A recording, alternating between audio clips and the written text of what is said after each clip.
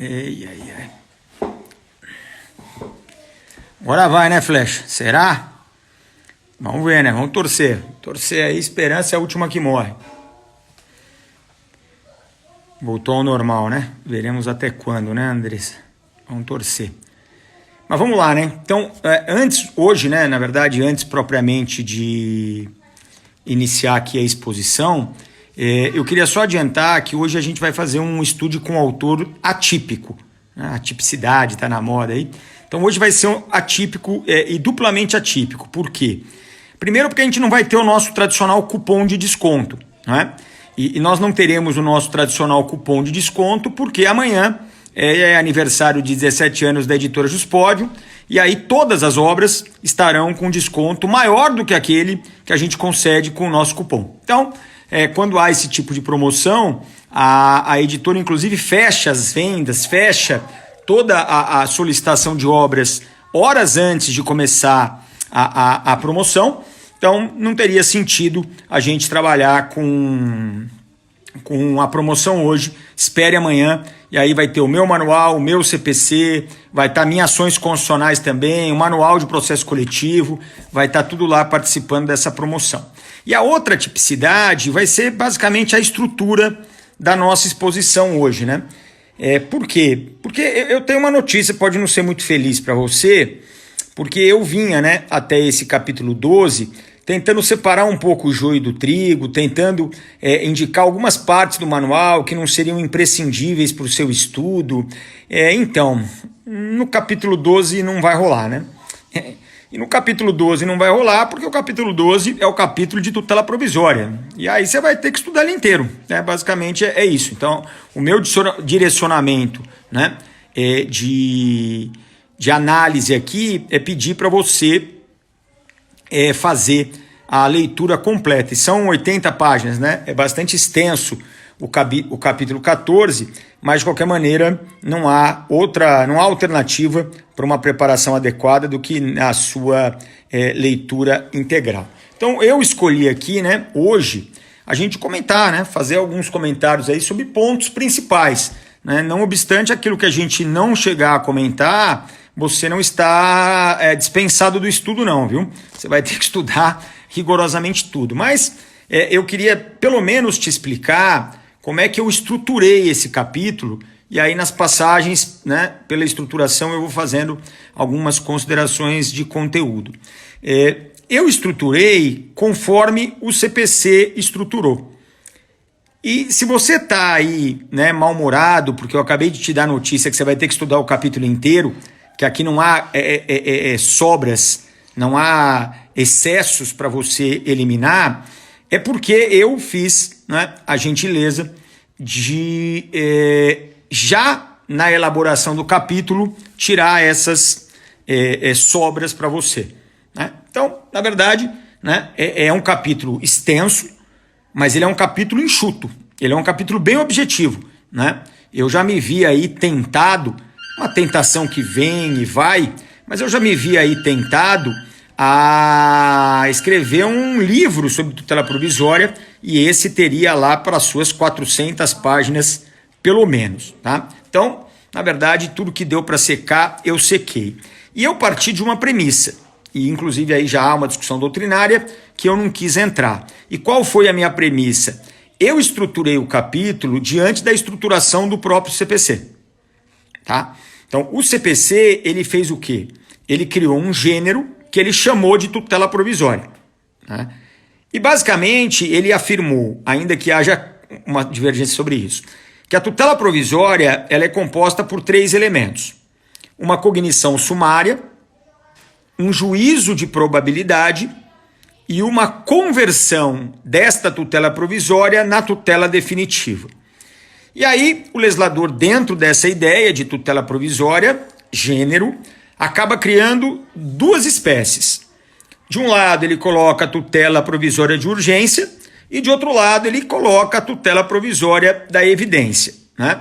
Nessa tutela provisória de urgência ele faz a distinção entre a cautelar e a antecipada. São tutelas de urgência velhas, conhecidas de todos nós, né? Não se há como dizer, surpreendido por essa forma de distinção, e do outro lado deixa ali sozinha a tutela provisória da evidência. Se você fizer a leitura do CPC, e aí você vai perceber que há uma simetria com a estrutura do meu manual de direito processual, você vai perceber que começa o CPC pelas disposições gerais. Ou seja, são disposições que pretensamente aplicariam-se a todas as 3 espécies de tutela provisória. A tutela antecipada de urgência, a tutela cautelar de urgência e a tutela da evidência. Isso o Código faz em 3 artigos, 300, 301 e o 302. É verdade que quando você vai fazer a análise de tais dispositivos, você já percebe que ali não há efetivamente uma disposição geral para todas as espécies de tutela, considerando-se que há previsões direcionadas a espécies pré-determinadas de tutela provisória com exclusão de outra. E aí o exemplo clássico que eu vou dar aqui e desenvolver, né, durante a nossa exposição é a previsão do momento da tutela provisória, né? E por que do momento da tutela provisória, Daniel? Porque se a gente parar, e é uma opção do legislador, tá? Tem gente que critica, tá? Eu até coloco isso no livro, mas o legislador ele optou por não admitir a tutela provisória da evidência de forma antecedente. O que no final das contas elimina uma série de problemas procedimentais que a gente tem com a tutela de urgência antecedente, a gente vai falar dela daqui a pouquinho, né? De qualquer maneira, por uma opção do legislador, essa tutela antecipada antecedente, né? Tutela antecipada não vamos confundir nomenclaturas. Essa tutela antecedente, ela necessariamente será de urgência. A tutela da evidência, ela só pode ser concedida de maneira incidental. No mais, a gente acaba percebendo que são de fato regras que acabam se aplicando de uma maneira ou outra a todas as tutelas provisórias. Aí cai bem a ideia da teoria geral da tutela provisória, que o legislador acaba chamando de disposições gerais, né? Então aqui você tem a regra da responsabilidade objetiva, aqui você vai ter a regra da competência, como funciona a competência para a tutela provisória, que aí acaba sendo aplicável as regras para qualquer tipo de espécie de tutela provisória. Então você acaba tendo de fato algumas disposições e isso é muito bem-vindo. Aí o legislador, né, depois dessas disposições gerais, ele faz um corte. E aí ele fala assim, então espera um pouco, que agora eu vou fazer uma análise da tutela de urgência disposições gerais. Então é como se a gente criasse uma teoria geral da tutela de urgência. E aí o que a gente acaba percebendo? E eu trato muito disso no livro. O legislador, ele claramente aproximou procedimentalmente a tutela antecipada e a tutela cautelar. Isso é inegável, né? Isso é inegável. E eu digo que aproximou tanto nas previsões como nas omissões. Poxa, Daniel, aí você já está abusando de mim, né? Então, peraí, vamos ver se não é verdade. Quanto tutano não se gastou? Quanta discussão não se levantou para distinguir os requisitos da tutela antecipada, previstos lá no artigo 273, dos requisitos da tutela cautelar? Quanto? A quanto? Quantas teses não se criaram para distinguir a verossimilhança da alegação fundada em prova inequívoca do fumus boniuris? Mas quantas e quantas laudas não foram escritas? Criavam-se uma teses de réguas mentais judiciárias, como se o juiz tivesse uma régua do convencimento dentro da sua cabeça, e aí conforme o convencimento fosse crescendo, esta régua seria ultrapassada. E aí, Daniel, olha, preencher um pouco dessa régua já é bom para uma cautelar, mas para uma antecipada tem que preencher um pouquinho mais. Como se isso, na verdade, fosse aferível no caso concreto. Como se alguma vez na história um juiz tivesse virado para você parte e dito o seguinte, meu amigo, teu direito é provável, viu? Teu direito é provável. Mas é provável para uma cautelar.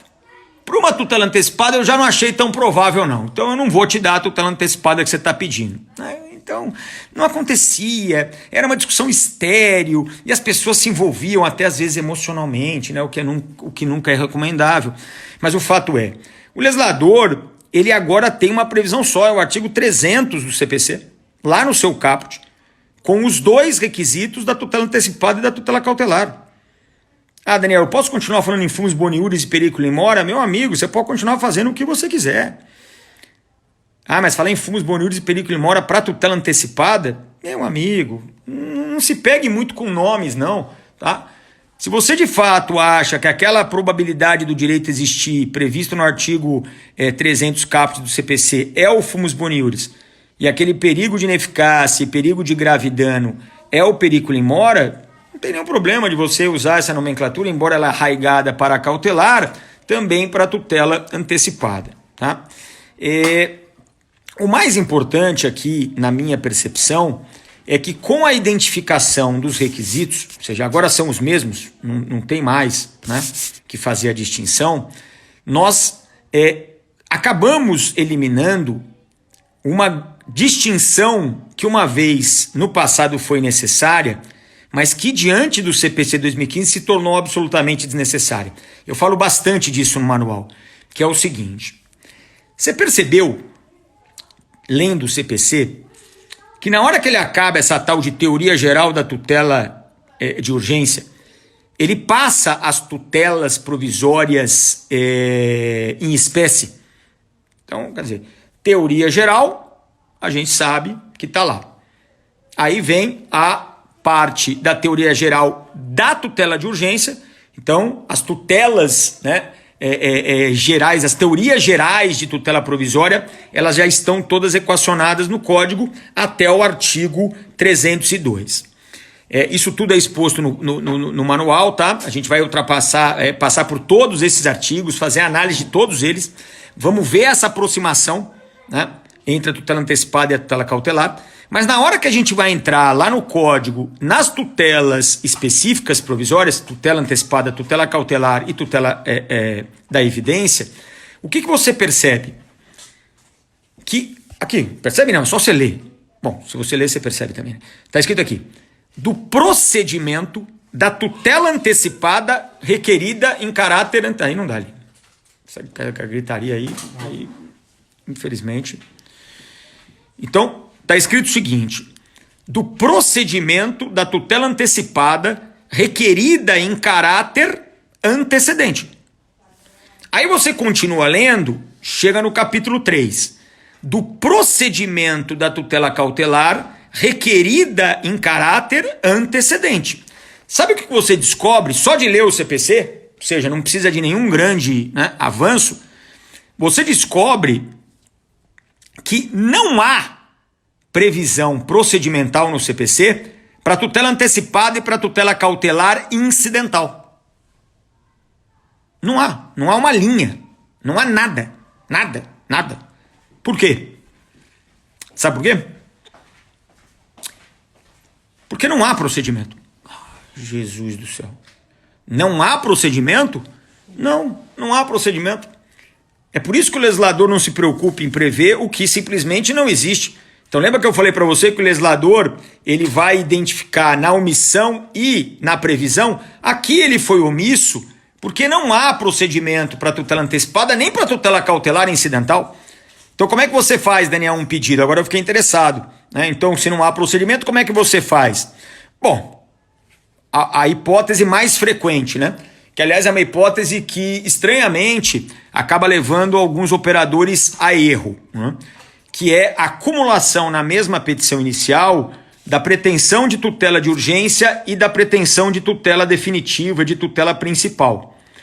Perceba, se você começar um processo já fazendo um pedido de tutela principal, ainda que agregando a ele um pedido de tutela de urgência, essa tutela de urgência já vai ser incidental.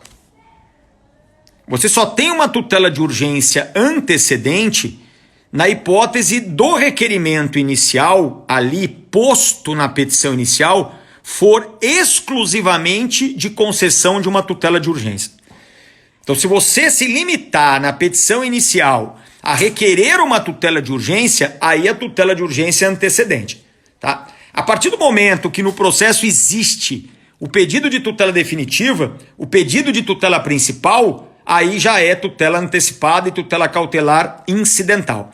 Ah, Daniel, eu sempre me preocupei com isso, porque às vezes eu deixo de pedir na própria inicial, né, como tópico da inicial, e eu fico insegura de lá no meio do processo fazer esse pedido. Meu amigo, mete bronca. Não existe preclusão temporal para requerer tutela de urgência.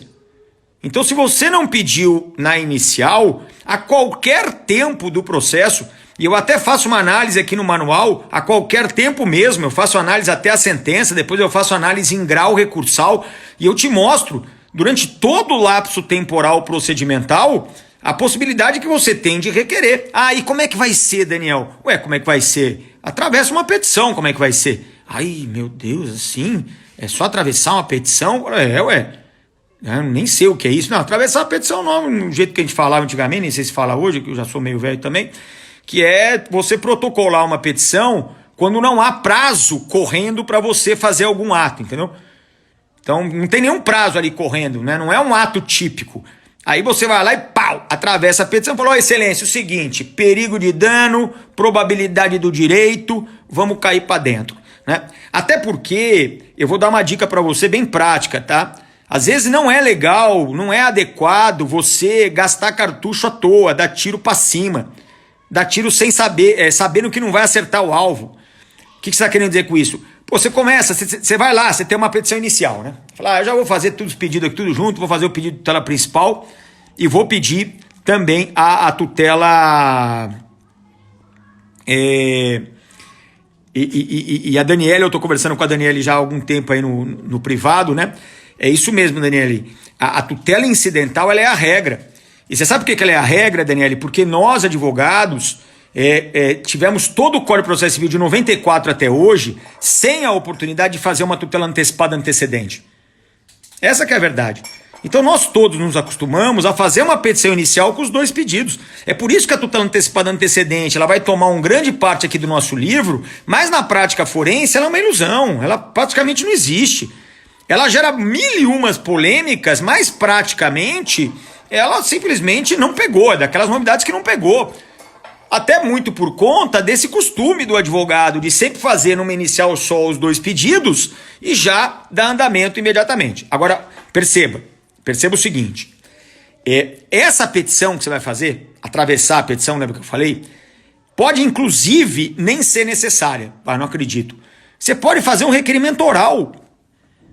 Quem te falou que a tutela provisória tem que ser requerida de forma escrita? Onde é que está escrito isso? Não está escrito, Daniel, em lugar nenhum. Eu sei que não está. Justamente porque não há essa necessidade. Então você pode, numa audiência, por exemplo, requerer a tutela antecipada. E muitas vezes cai aqui entre nós, é mais adequado você esperar o momento mais adequado para pedir do que sair que nem um Zé doido na petição inicial, fazer o pedido de tutela de urgência sem mínimo indício para confirmar o que você está falando, né?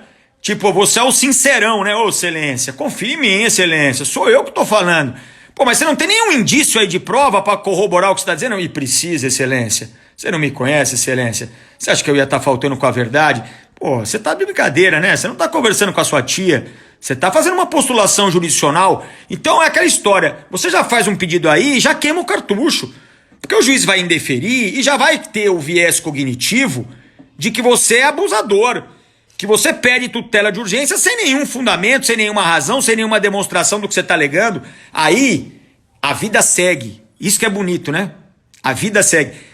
Se a única certeza da vida é a morte, a única certeza do processo é o trânsito em julgado. Mas até o trânsito em julgado e até a morte vai chão, né? E aí o que acontece? Você está lá no meio do processo, as circunstâncias vão mudando. Elas vão mudando. E aí eu te dei o exemplo da audiência. Imagina, você fez lá uma alegação legal e tal, mas não tem nada de prova pré-constituída, você tá com aquele problema que as suas provas são todas orais. Então, não é a hora de pedir a tutela porque você vai tomar, né? E aí o que você faz? Você não pede. Né? Perceba, a tutela antecipada não é requisito da petição inicial. O requisito da petição inicial está lá no artigo 319. Depois você vai lá e vê. Tá.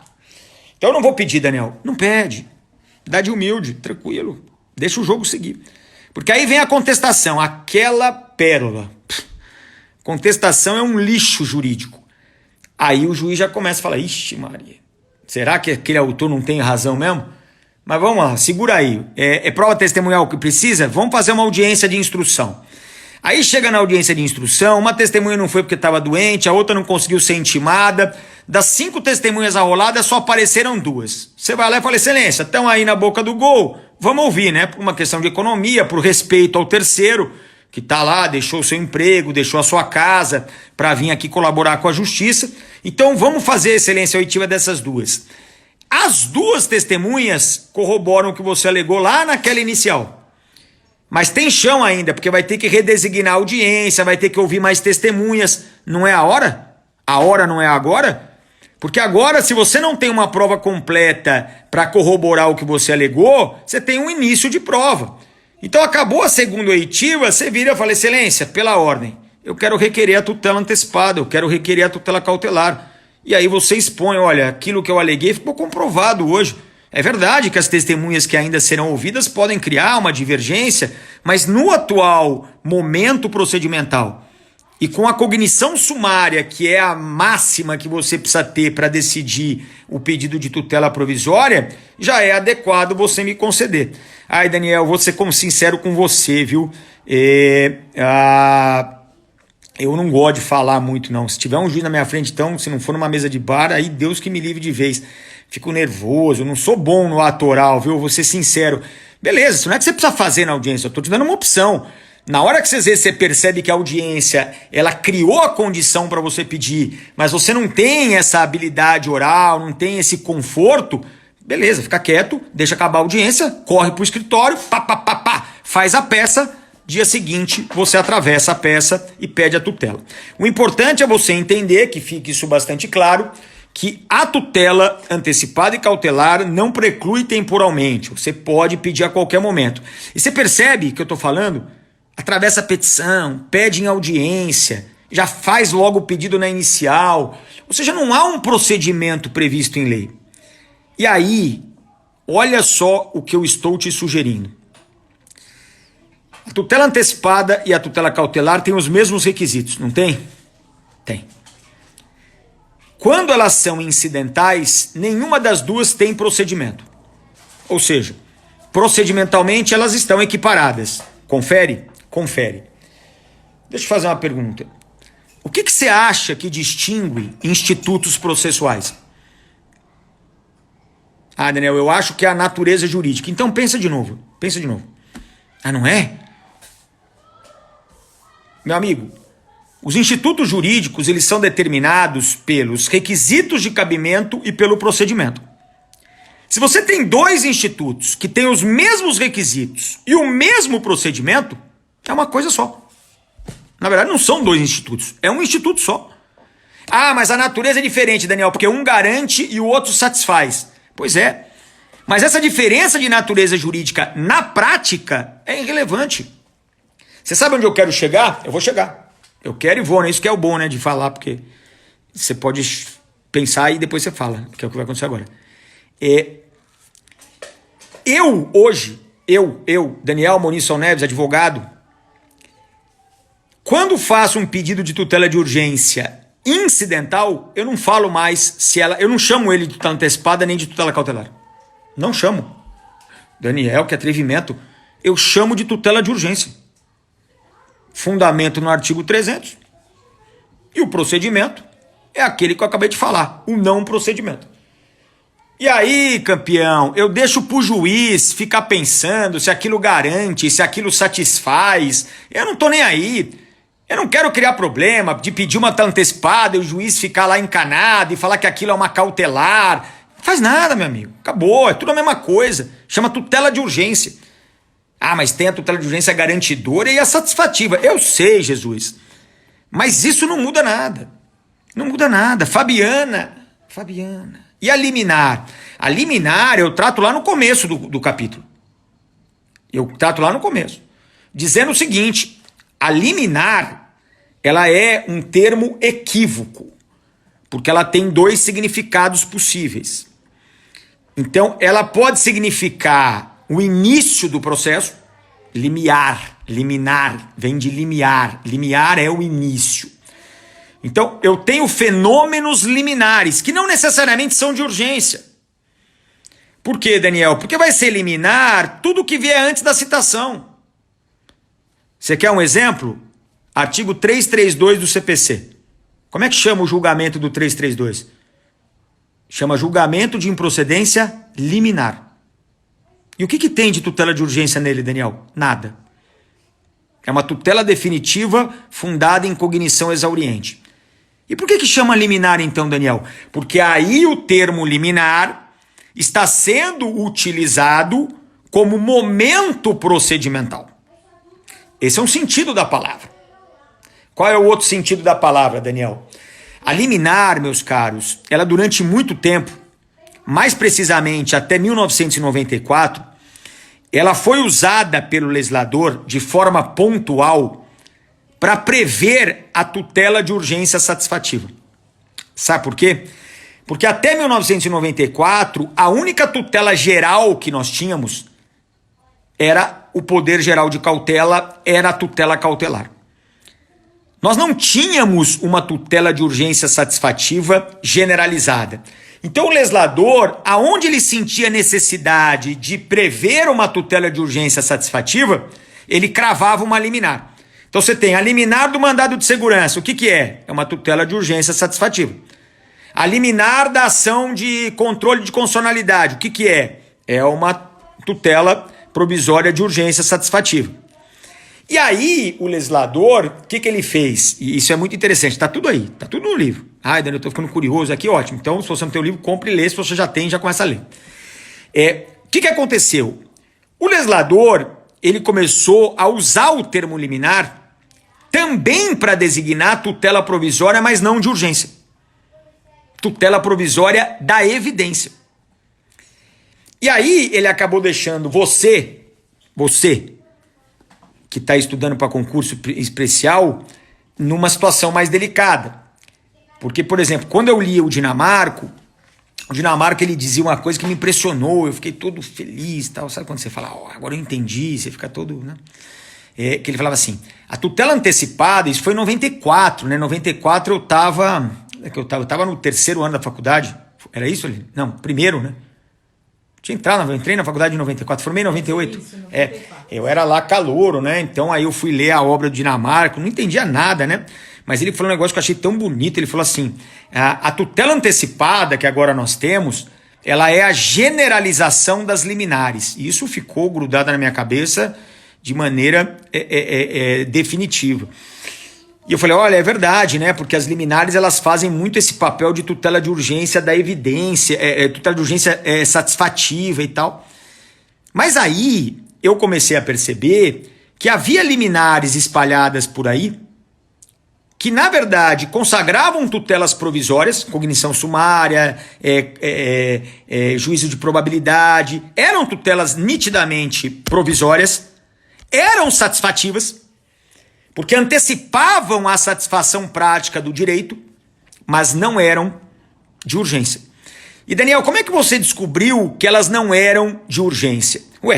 Eu descobri que elas não eram de urgência porque entre os requisitos para sua concessão não há o perigo do tempo.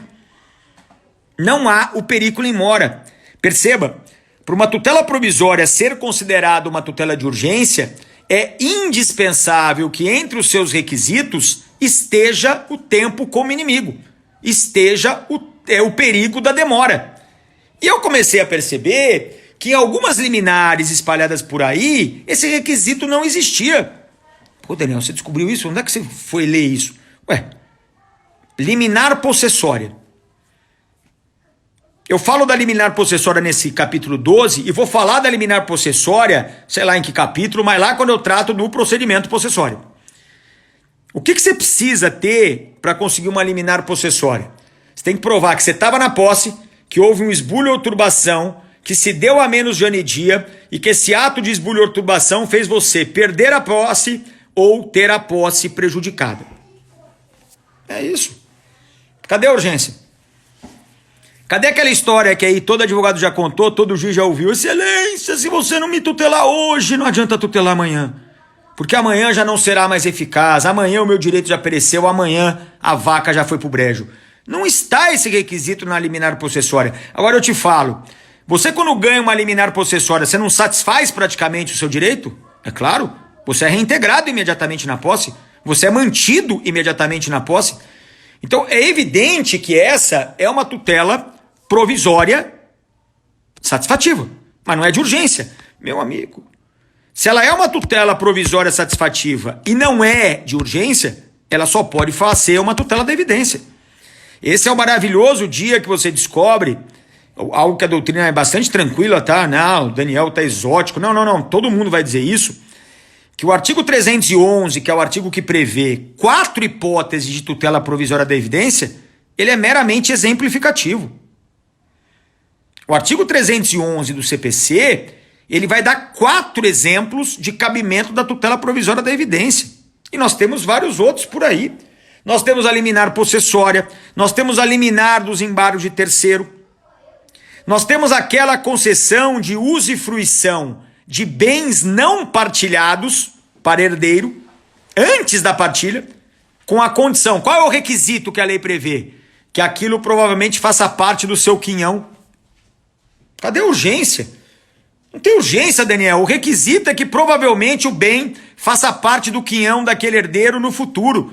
E aí o juiz já defere o uso e fruição daquele bem imediatamente. Então essa, né, eu nem sei agora que eu fiquei entusiasmado, fiquei empolgado.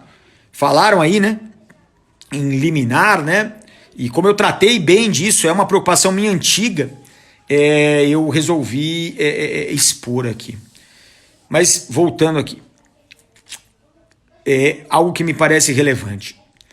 Daniel, você tentou aqui nos convencer que a tutela antecipada e a tutela cautelar incidental, elas têm os mesmos requisitos, o mesmo procedimento, e aí o resultado disso é que é uma coisa só. Então hoje você precisa... É claro que uma garante, outra satisfaz, ótimo, que legal que você lembrou disso, mas o fato é que procedimentalmente, na vida como ela é, se você chamar de tutela de urgência, não vai ter problema nenhum, a vida vai seguir.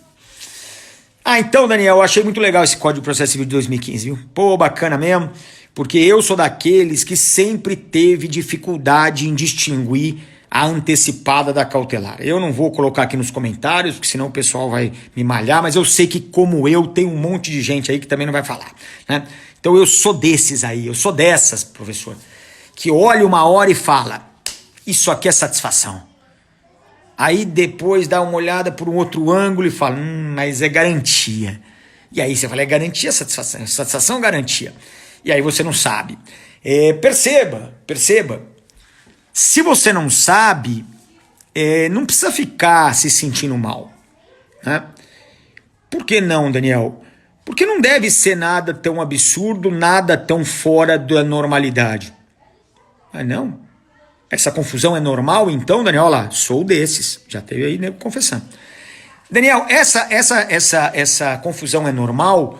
Olha, vamos ser sinceros, gente. Se não fosse normal, o legislador não teria uma regra expressa de fungibilidade.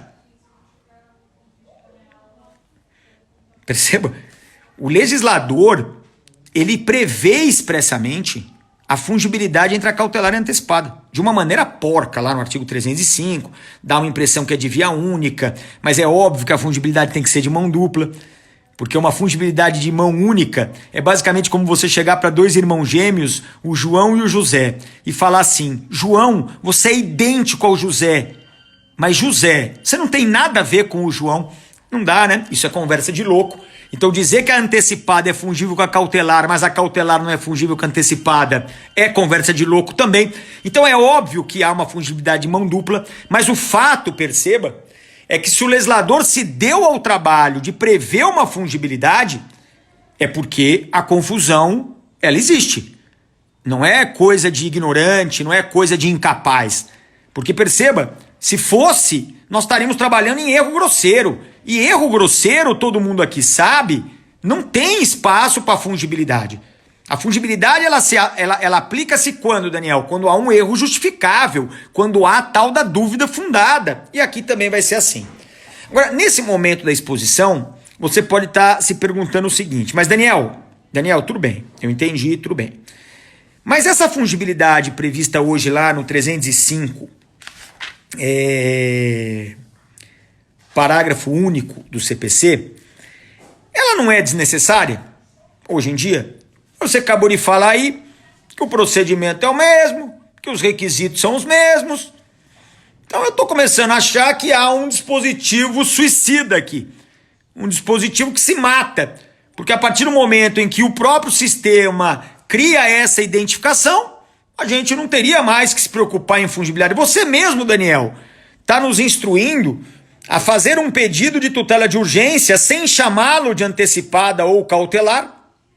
Não é isso? Então, é isso se a tua tutela de urgência for incidental. Porque agora nós temos a percepção nítida de que o legislador, quando foi regulamentar, e isso está aqui tudo no código, do artigo 303 ao 304, a tutela antecipada antecedente, e do 305 ao 310, a tutela cautelar antecedente, percebe-se claramente uma distinção de procedimento. Os requisitos continuam sendo os mesmos, claro, não muda nunca. Para tutela antecipada antecedente, cautelar antecedente, incidental, é tudo a mesma coisa. Mas o procedimento é diferente. Quer dizer, você não precisa ser nenhum gênio ou ponta firme da perspicácia para perceber que o procedimento é diferente. Porque há previsões procedimentais para ambos. Quer dizer, não teria nenhum sentido, sendo um procedimento único, eu ter um capítulo para tutela antecipada antecedente e um capítulo para tutela cautelar antecedente. Então, perceba, a própria estruturação do CPC já é o suficiente para te abrir os olhos. E aí eu vou dizer algo que eu venho dizendo aos meus alunos há muito tempo e que eu, no fim, eu vou lamentar isso. Para mim é algo de se lamentar. O CPC de 2015, ele na verdade torna a distinção da tutela antecipada e da tutela cautelar mais relevante do que nunca.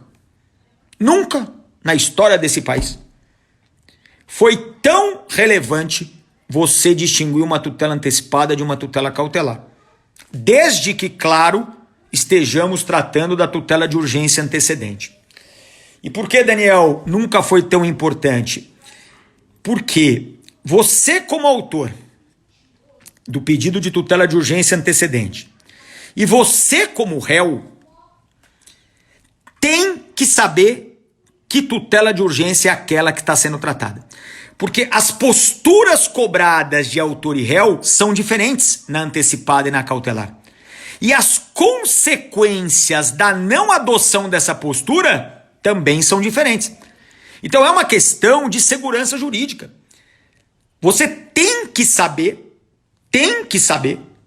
se é uma antecipada ou uma cautelar. Quer ver? Eu vou te provar. Imagina uma tutela antecipada antecedente. Ok. De duas, uma. Ou ela é deferida ou indeferida. Tá. Deferida. Se a tutela antecipada antecedente for deferida, o artigo 303, parágrafo 1º, inciso 1, prevê que o autor será intimado. Aí, autor, parabéns, você conseguiu o que você queria, eu deferi a tua tutela. E aí ele vai ter um prazo de 15 dias. O juiz pode conceder um prazo maior. Não precisava estar na lei aqui. Artigo 139, inciso 6º. O juiz tem o poder de inverter a ordem das provas e de dilatar prazos processuais. Então, mesmo que não houvesse a previsão específica da dilatação possível pelo juiz, já seria possível tal dilatação. Mas o prazo legal, de qualquer maneira, é 15 dias. Tá. Para quê, Daniel? Para emendar a inicial. E perceba, essa emenda da inicial, ela tem sempre o mesmo objetivo. Tá? Por isso que eu vou falar de uma vez só. É converter o requerimento de tutela provisória num requerimento de tutela definitiva. Então aí você vai poder aditar a causa de pedir, vai poder juntar novos documentos, você vai transformar a tua pretensão, que nasceu exclusivamente como uma tutela antecipada, numa pretensão de tutela principal, numa pretensão de direito material. tá? É adequar, portanto, a pretensão. Tudo bem aí? Tá. Aí você vai um pouquinho mais lá para frente, artigo 308, caput do CPC. Esse dispositivo diz o seguinte: tutela cautelar antecedente, deferimento. Aí ela fala: da efetivação da tutela cautelar concedida, conta-se um prazo de 30 dias para a emenda da inicial. Aquela mesma emenda lá, para converter o pedido de tutela provisória no pedido de tutela principal. Percebeu o que aconteceu aqui ou não? Eu não fiz nada.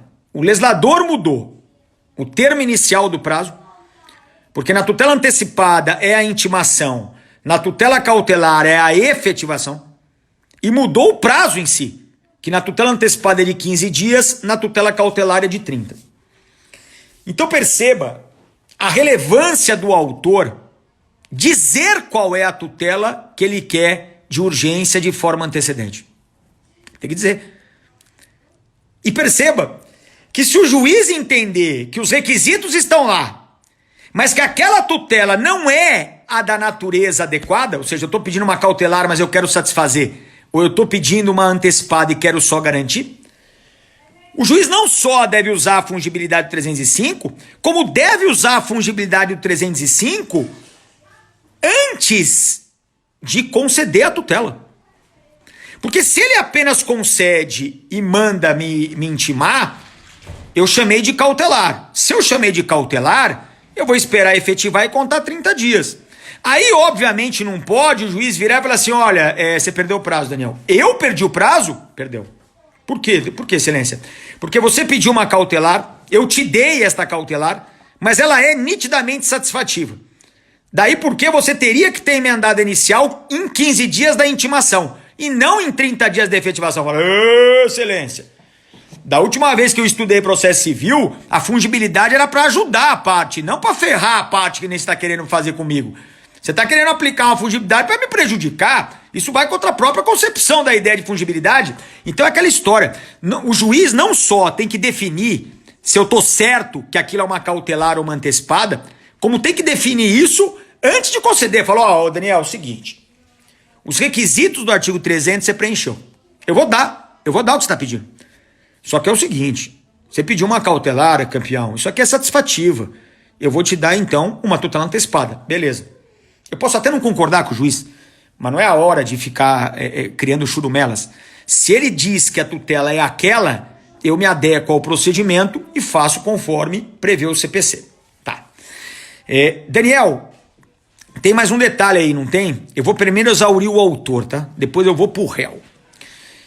Vamos pensar no indeferimento. Podemos pensar no indeferimento? Tá.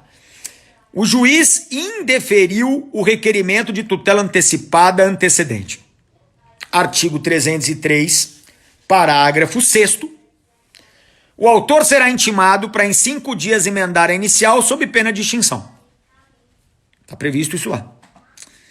Daniel, o juiz indeferiu a tutela cautelar antecedente. O artigo 306 manda fazer o quê? Manda citar o réu e abrir prazo de 5 dias para ele contestar. Então perceba, é aquela mesma história, né? Eu pedi uma tutela antecipada, na verdade eu pedi uma tutela cautelar antecedente, o juiz diz que eu não tenho os requisitos preenchidos, e ele, juiz, acha que é uma antecipada, mas não se digna a falar. Eu como autor, estou fazendo o quê? Estou esperando ele mandar citar o réu, né? Para contestar em 5 dias.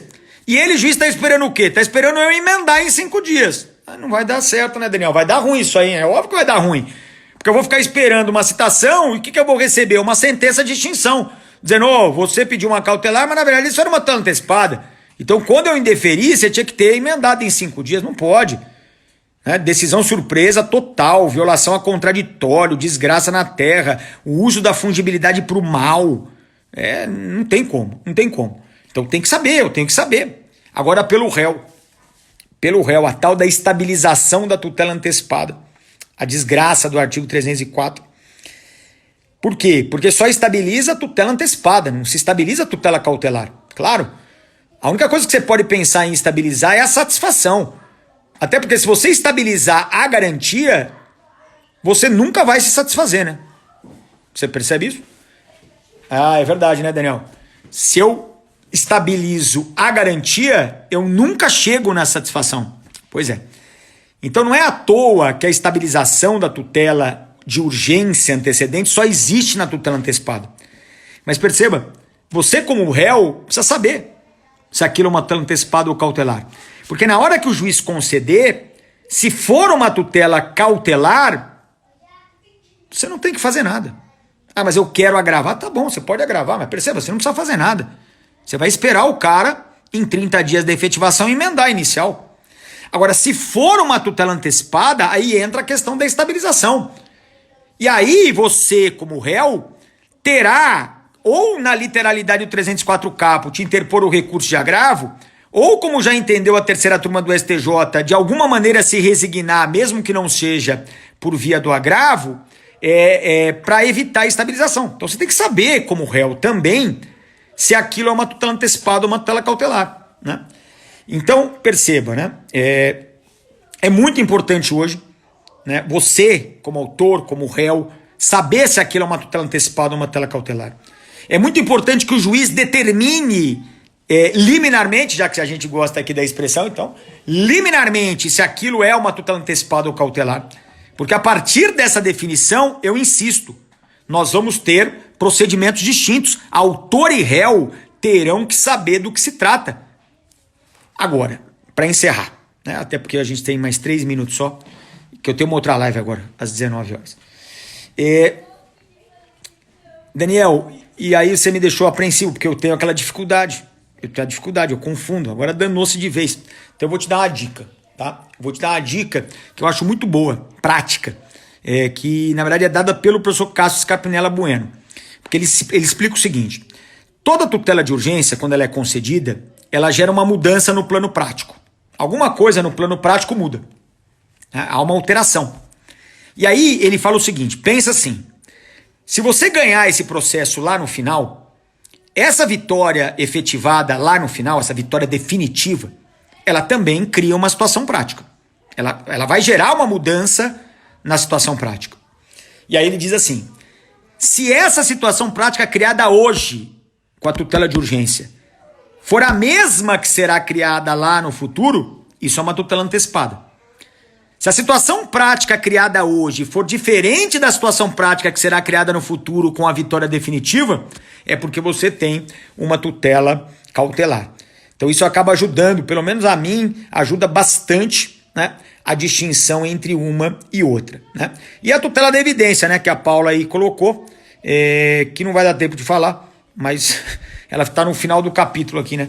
Porque eu segui a ordem do CPC e aí eu acabo falando da tutela da evidência. Faço aquela menção no início que a tutela de evidência, ela vive fora do 311, já falo lá para vocês as liminares que são tutela da evidência, e faço também a menção às hipóteses do 311, fazendo análise de um por um. Tá?